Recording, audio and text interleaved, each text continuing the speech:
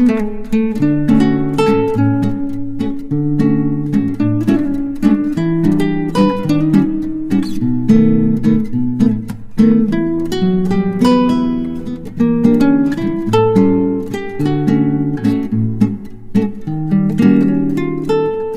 2024, un certain nombre de textes majeurs ont été pris pour réglementer le secteur minier.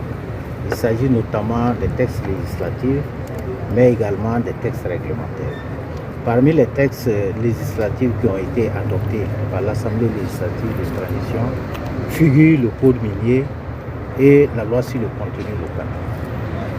Ces textes comportent un certain nombre de dispositions qui devront contribuer à réformer les secteurs pour qu'ils soient davantage bénéfiques pour la population de façon générale, mais pour le pays pris également.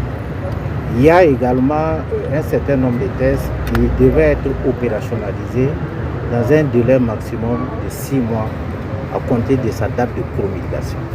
Ces textes ont été promulgués le 31 juillet 2024 et les 6 mois sont échus dès le 31 janvier 2025. Donc il était normal que nous puissions échanger avec l'ensemble des acteurs pour voir dans quelle mesure ces réformes soient opérationnalisées pour compter de l'année 2025. Cette rencontre marque le top de départ pour que véritablement nous puissions échanger avec l'ensemble des acteurs pour opérationnaliser ces réformes.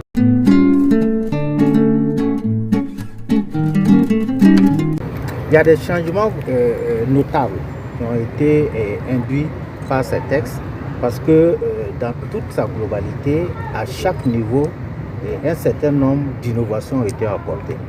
Les innovations, pas des moindres, quand vous prenez par exemple le capital social des entreprises minières a été impacté.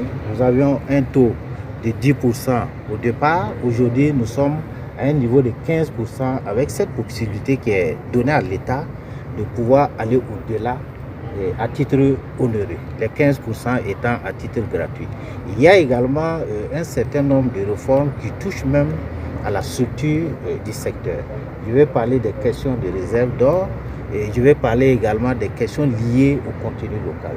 Donc c'est un ensemble de réformes que nous devons également voir pour voir dans quelle mesure les opérationnaliser sur le terrain pour compter de ce mois de février 2025.